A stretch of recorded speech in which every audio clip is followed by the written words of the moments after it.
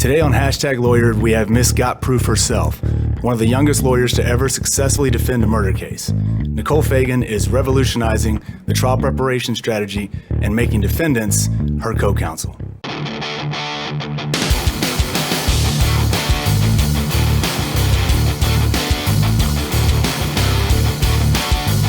Welcome back to #Lawyered. Andrea and I are here today. We've got a real special guest, Nicole Fegan, here, and she is put out a book called Miss Got Proof, and what she's done is really revolutionary. She's taken her clients and actually turned them into her co-counsels.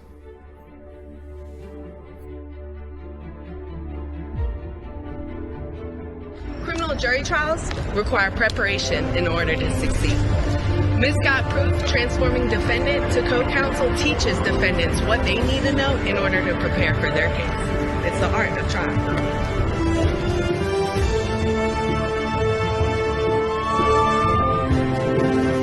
This book brought me home in October. If you're looking for a great criminal defense lawyer and you're in the city of Atlanta, make sure you contact Nicole Fagan, aka Miss Got Proof, aka Bring You Back Home every time.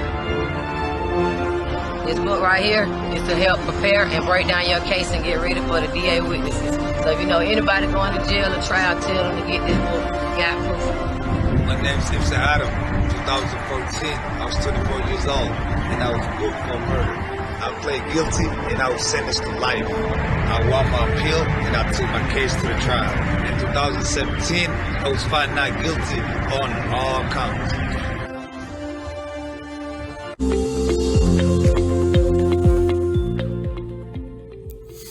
All right, guys, we've got Nicole Fegan here of Fagan Law down in Atlanta, Georgia. And Andrea and I were extremely excited to have Nicole on today. She's doing a lot of great things on Instagram, a lot of great marketing. But more importantly, she has taken what is seen as the traditional process for trial preparation, where the lawyer does all the work. The lawyer is the only person really preparing for the case. And she's really empowered her clients, which it's a really cool story. And so we're really excited to have her here. So Nicole, thank you very much for joining us. I'm so happy to be here, and I appreciate you supporting the movement. Absolutely, absolutely. And as you guys can see, Miss Got Proof has got her Got Proof graffiti in the background there. And then, of course, appropriate, we've got the Pulp Fiction poster right behind it. So I'm loving it. So Nicole, you're down in Atlanta now. You actually went to school in Philly, right? For undergrad? Yep, Drexel University. Okay, and then ended up down in Atlanta for law school. And then, again, another amazing thing, Nicole started her own firm right out of law school. Which is crazy. So for those of you who don't know, right, I mean, most young lawyers barely know how to write a complaint or a petition, how to even get your documents served if there's a lawsuit, let alone run their own firm right out of the gate. So that's fantastic. Yeah, or even stand up in court and try to make an argument without having someone hold their hand and all that kind of stuff. So Nicole, what prompted you, first, what prompted you to start your own firm? And then I want to talk about your inspiration for being a criminal defense lawyer as well. Pragshaw was a local lawyer down here, and he totally paved my way. He went into civil work and was done with criminal, started my referral base, and then I met a rapper down here, Pee Wee Longway, and he definitely put me on. There you go. So guys, you did tell me that, you were telling that when we were talking about this. So your first client was an actual Atlanta rapper then? Yes, absolutely. That is a great start to the story. It's absolutely a great start to the story. Now, you had told me, we were talking kind of about what inspired you to go into criminal defense. And I know it's from some stuff that happened in Baltimore. Why don't you tell our audience a little bit about that? A week before I graduated undergrad, I was arrested in Baltimore, and I served time. And once I got out, I started law school. That is a massive turnaround. Wow. Yeah. And so, was there something about that experience that particularly inspired you to want to become a criminal defense lawyer? Everything about that experience. The real difference is that I have the same stories. I just go home at night. Yeah, exactly. Well, that's awesome. And so I want to jump right into the Ipsum Adam murder trial, because the story that you could hear him on the video and it was a little muffled, but the basis of the story is that this is what spawned the Got Proof mantra. This is what spawned your book and your process and everything. And so what I'd like to talk about first is, as he said on the video, IPSA pled guilty in 2014. I'd kind of like for you to walk our audience through the facts, because I think it's really important for them to understand where you're coming from, and then really I think this sheds a lot of light on the shortcomings of our justice system. So when he pled guilty in 2014, in your opinion, what are some of the reasons that he did that? I mean, was he pressured? Did he have bad representation? What was going on? So in 2014, we were both 24 years old. That was when I was graduating law school, and that's when he took his plea. Now, when he took his plea, the attorney that was on the case is actually disbarred now. And it was a situation where he was going back and forth between the co-defendants, but they were brothers. Okay. So IPSA was made an offer that if he took this life sentence, his brother could go home after a 20-year sentence of aggravated assault. Oh, what a rock and a hard place. Right. Wow. Jeez. Well, and typically you wouldn't have the same lawyer representing co-defendants for this exact reason. So wow. I mean, that's actually, for those of us who aren't attorneys, right? That's actually unethical to do that because of a conflict of interest. You can't. Yeah, because of this situation right here. You've got you need to have somebody advocating for your way the whole way. Astounding in the worst way possible. But do you know, was he a court-appointed lawyer? Or do you know? No. He wasn't. Wow, he was a retained lawyer. Not. Okay. He was a retained. Wow. And again, for our audience, the reason we bring that up, court-appointed lawyers are not on the whole bad, but there is a stigma that if you're not paying for the lawyer, sometimes they're not putting as much effort into it. I know I myself have been a court-appointed lawyer for a while, and that was never my thing. Nicole, have you ever done any court appointments? No. Okay. So Can't say I have either. right. But that's kind of the stigma. That's why I asked that. So IPSA he sentenced to life in prison, and then he gets linked up with you. Now, how did he get linked up with you? One of his friends saw me on Pee Wee's Instagram. Okay. Okay, on the rapper's Instagram. Okay. Yeah. And so, were you part of the original appeal, or did he do that before he linked up with you? He did that before me. Okay. We went to trial in 4 months. Wow. Okay. And that is a quick turnaround. Yeah, for a murder Absolutely. trial. Yeah. So, Jeez. but before you got to trial, I know obviously IPSA said it on the video. He had to win his appeal, and the appellate court had to give him another shot. Can you kind of walk our audience through what happened that led the appellate court to giving him another chance at trial?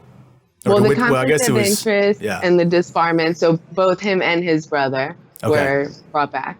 Okay. And so they basically said because the lawyer acted the way he did, they withdrew the guilty plea, and then they sent it back down for trial. And then in steps, I guess at that time you weren't misgot proof, but in steps Nicole to kind of save the day.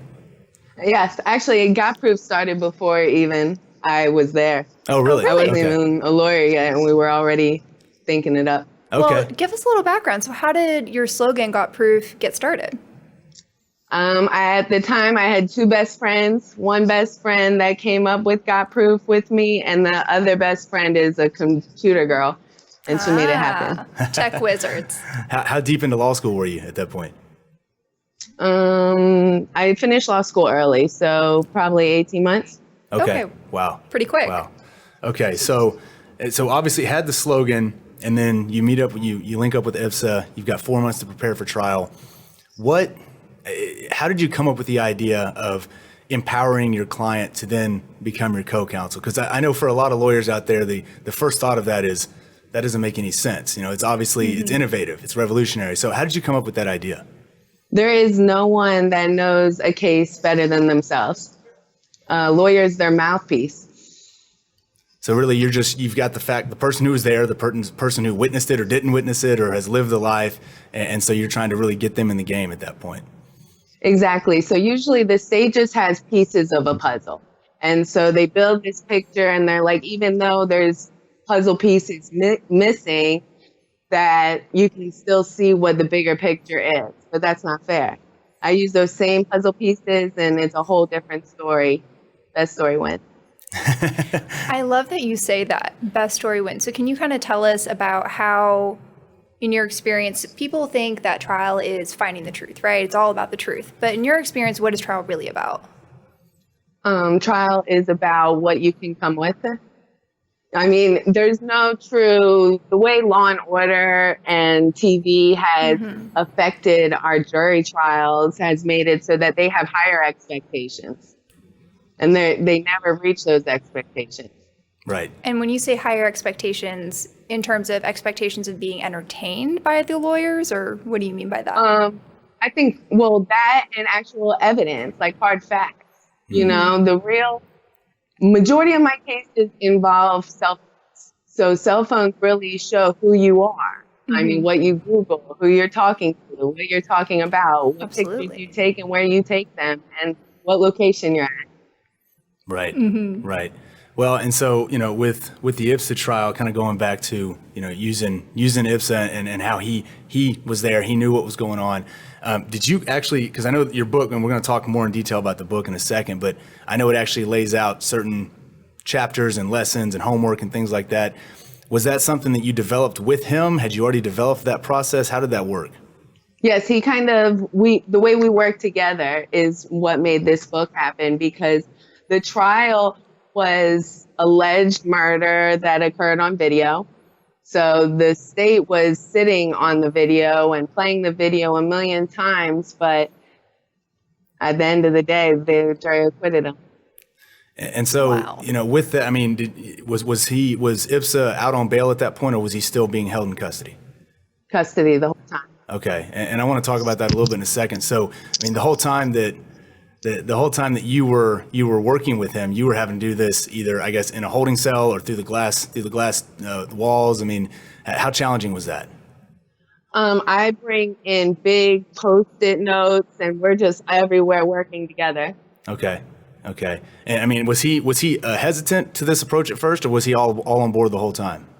A week before we went to trial, he said we needed a continuance. Getting a little cold feet there. We were good. Well, and so then obviously you ended up with an acquittal, and IPSA, I mean, well, he's the co-author of your book, right? I mean, you guys worked on that together. And then, I mean, you know, you can tell he's insanely gracious, like a lot of your clients, for what happened. I mean, and I'll tell you guys, if you go to at Fagan Law on Instagram, you'll see a lot of the posts of people that are just in tears because of what Nicole's done for them with her process and the way that she really cares about her clients. And that's one thing, Nicole, I mentioned this to you when we were on the phone the other day, that a huge complaint, especially in the criminal defense world, is that I never speak to my lawyer. I never hear from my lawyer. I only see my lawyer in court, especially if the person is being held in custody, held in jail, you know, not on bail. But that's not how you approach it, is it? Not at all. So I represent mostly violent felonies, less drug cases, most violence. Those are the ones that are going to trial, but they're also the ones that aren't getting bond. Right. So since Corona, I've been seeing them every week, and we discuss and we spend time together, and I really know them. Yeah. And when you say, you know, you're spending time together every week with them, you know, given the pandemic, how are you making that happen? I Google some news, and we talk about Jada in August, 6ix9ine and Meek Mill. Yeah, so I mean, you're doing it through video conferencing, right? Right. Through the portal, and then just I mean, I thought that was really cool that when you were telling me that the other day, that you know you're not just talking to them about the case, you're trying to actually get to know these people. And I think you even mentioned the other day that you know after a win, you'll go to Papa Do's and have dinner with them after a victory. You know, it's really cool to see someone who really cares about their clients the way that you do. And you know, in your experience, are there very many lawyers that spend as much time, especially for clients that are not out on bond, that spend as much time with their clients as you do? Not at all. Yeah, and that's my experience too. I mean, you and I have talked about this before, that it takes a lot of effort.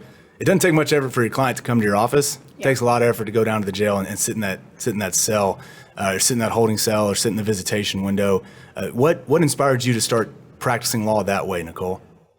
Because you get real one-on-one.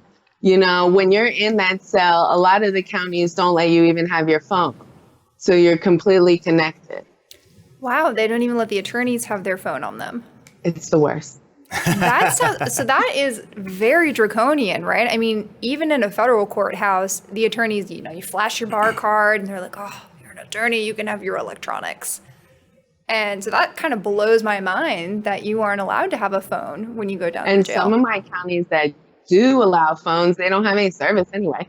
Right. So it's completely useless. It's like a paperweight. Some Terrible. pretty thick concrete walls. Sometimes the cell phone towers don't reach through there. So, I mean, on average, how many hours at a time are you usually spending in non-corona times? How many hours at a time are you usually spending in these holding cells?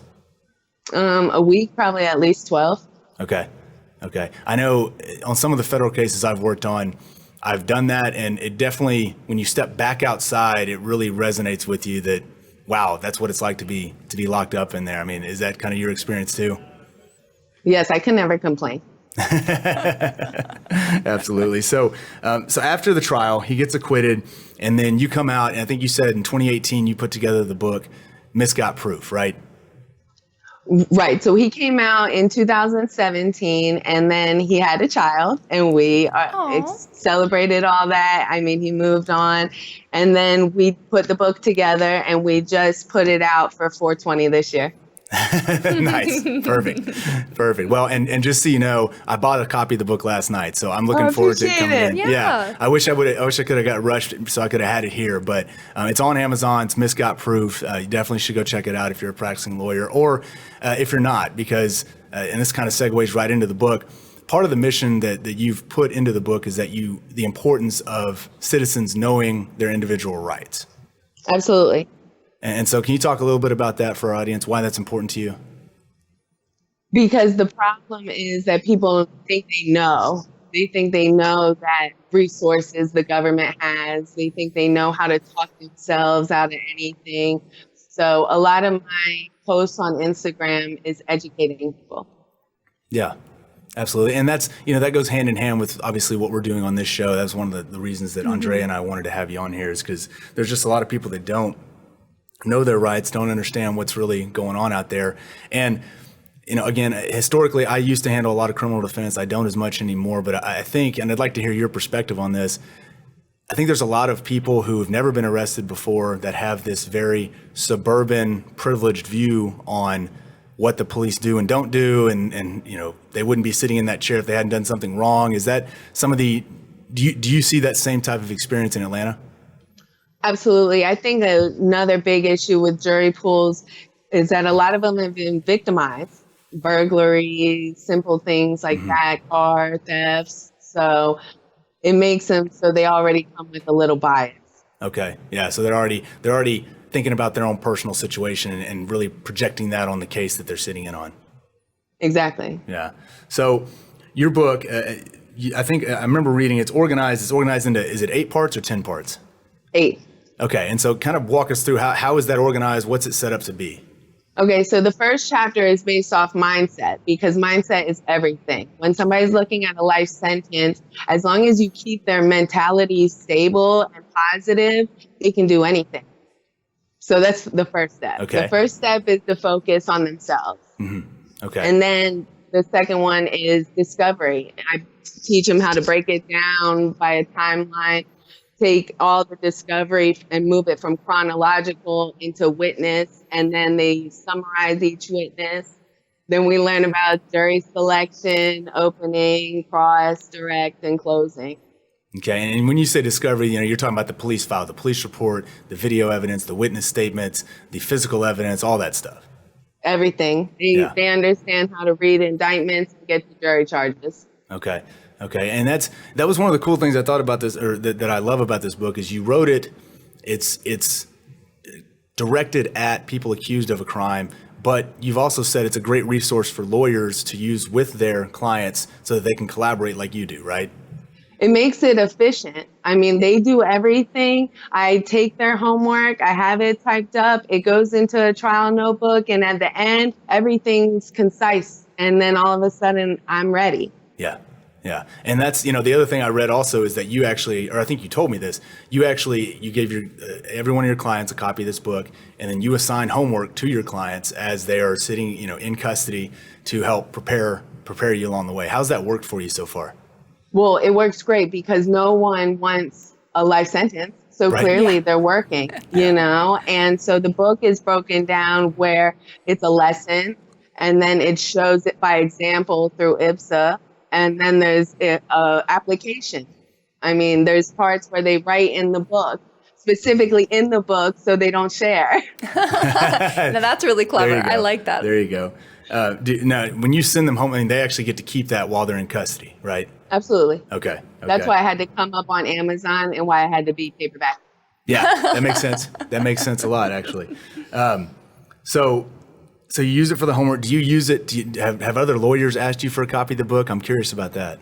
I hand them out because they don't know until they see. Right. They don't know how great their client can be. Well, and I think with a profession such as ours that's so steeped in tradition and just this is how it's always been, which is always the worst way to, that's always the worst excuse in the world. This makes a whole lot of sense because, one of the things I hear prosecutors use a lot in their opening or in their jury selection to try to explain reasonable doubt, they try to say, well, what's the only way you could know something happened 100%? And the answer is that you were there. Because then they try to back up and say, well, so this is what reasonable doubt is and all this stuff. And so, Nicole, your idea of the person was actually there or they absolutely were not there. And so using them, that's, like you said, that's your best weapon. And that to me is really cool. Right. So my clients know to first identify all the pieces of evidence that the state has. And then we use those same pieces and make the best story. That's awesome. And I really like how you say that, the best story, right? Because, I feel that so many people, like we were discussing earlier, think that a trial is just about getting to the truth. But, in my experience, and granted, I've only done one criminal case, and that was enough for me. I was like, I'm not cut out for criminal work. I'll stick with civil. And I kind of found out that it almost doesn't really matter what the actual truth is. It's just all about who tells the best story and who puts on the best show. Has that been your experience? Right. And, with violent crimes, I've had victims' families give me referrals because I don't disrespect. That's what I don't. But I'm here to prove my client's innocence. And when you say, don't disrespect, I mean, that sounds so important because to me, a lot of people who are being, brought on charges for these violent crimes, it sounds to me like a lot of times they have been just disrespected throughout their entire life, and that's been a consistent problem with them. I'd agree. Yeah. Well, and I think, so Nicole, that's a great point about disrespecting the victim, not disrespecting the victim, because it's a lot of times that's kind of the criminal defense lawyers, well, some of them, that's their only tactic is to try to mudsling and do all that kind of stuff. And so what are some of the tactics that you use to try to avoid that? I don't mudsling at all. That's the difference. People think that you need to just be a pit bull savage, and that's fine, but there's a level of professionalism. So I think we discussed the time where someone in Atlanta during a closing argument, the DA called me a squid. Yeah, that's right. Yeah. But afterwards, I went and had calamari once we won. That's hilarious. I love it. Called her a squid, gets the acquittal, goes and gets calamari with her client. Perfect. Absolutely. Yeah. Well, and that's the best way to handle it too, for sure. So again, you can find her book, Misgot Proof. It's on Amazon. I bought a copy last night. It's great resource. It's great reading material. And even if you're not accused of a crime, it talks a lot about, the process. It's educating you on knowing the process, which is so extremely important. So one thing I wanted to get into here, Nicole, is I'd like to hear a story. Obviously, we've talked about IPSA. I'd like to hear a story about your favorite case or one of your favorite cases that you've worked on. What were the charges? What was your favorite thing about it? Just kind of to give us a story from your career. Okay, so on that video that you just played, the first person that was on the video where he's like, Misgot Proof, AKA get you back home every time. Yeah. Right. So we call him Muscle Gang. Okay. And he was incarcerated and charged for murder. An individual came in. He said that the alleged victim was his friend and that my client shot him. Ultimately took a plea to take the stand. When he took this stand, he was wearing the same outfit that he was wearing the day of the incident because he had a picture of Instagram with the vehicle. Anyway, long story short, my client we always talk about the best story wins. And so we knew he was testifying. And the day before he was supposed to testify, he finally tells me he's not testifying, and it caught me off guard. I was like, well, I don't know the best story if we're not providing any story. And mind you, they're playing like his rap song on YouTube, and the gang expert is sitting there bobbing his head on the stand. Oh my gosh. Terrible. So and obviously you ended up getting an acquittal there. Yep. And I think, again, for those that don't understand, so the plan the whole time was for him to testify. He tells you the last minute he's not going to testify, and then you win. I think that's just a huge tribute to your process, because you trust, because obviously it's not just words. You actually trust your client whenever they make a decision, because they're your co-counsel at that point. I went to the jail that night, and we talked about appellate rights. Wow. I was like, I don't know how you're going to win. Yeah. Wow. So how does that feel? Because I know right now that's making, I'm a control freak, so it makes me uncomfortable. Oh, come on, Andrea. It makes me uncomfortable to think about, okay, well, I'm going to just trust what you have to say. I mean, how did that feel to kind of relinquish that control and just trust what he said? Because at the end of the day, people need to understand that they do go home, but this is their life.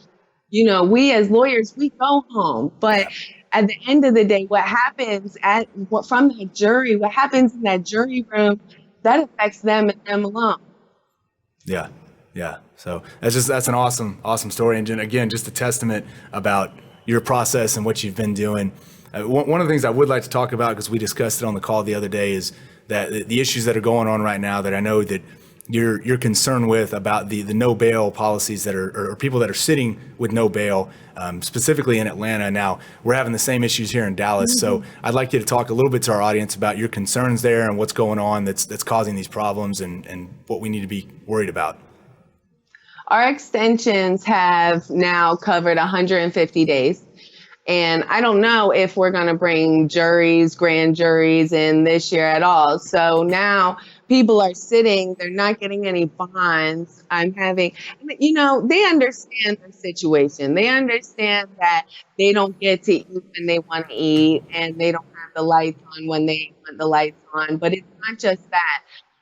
The officers, the employment rate has gone down, so now people aren't even getting out. Even though there needs to be social distancing, the issue is that these people have been in there for 2 years. They definitely don't have it, Right. Mm-hmm. So that's where we kind of are, and they're just getting sack lunches. And I had a jail that didn't have AC for 3 days, and we're in hot Atlanta. Oh my gosh. I have people that are letting people read their book for soups. Really? Wow. Well, and it's tough because, like you said, they're pushing out the jury trials, and so that just means someone who's waiting trial is just waiting and waiting and waiting.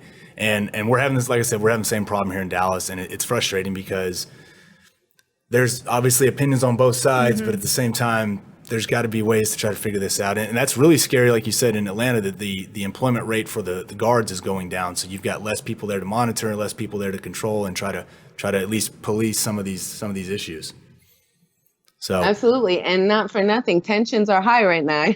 Right, yep. Absolutely. Right now, Absolutely. Well, and they've been high in Dallas. I know they're extremely high in Atlanta. Mm-hmm. There's definitely some people that have been speaking up down there for a lot of the things that need to change, and so I'm sure that's not helping the entirety of the situation. So, well, Nicole, we really enjoyed having you on today. I think the biggest takeaway from talking with you and from your story is that people need to know their rights, they need to understand their rights, and that you've got to take ownership of your own trial whenever you're accused of a crime.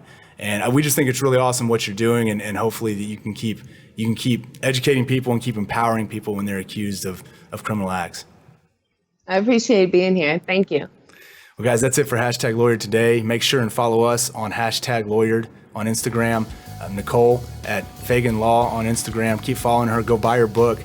She's doing a lot of great things that are really exciting. They're great for our profession, but more importantly, they're great for our citizens in the U.S. because it's really changing the way people look at trial, the way that people look at criminal accusations, and just really empowering people and showing that you don't have to be a lawyer to take charge of what's actually going on in your life. Absolutely. All right, we'll see you guys next time. Thanks, y'all.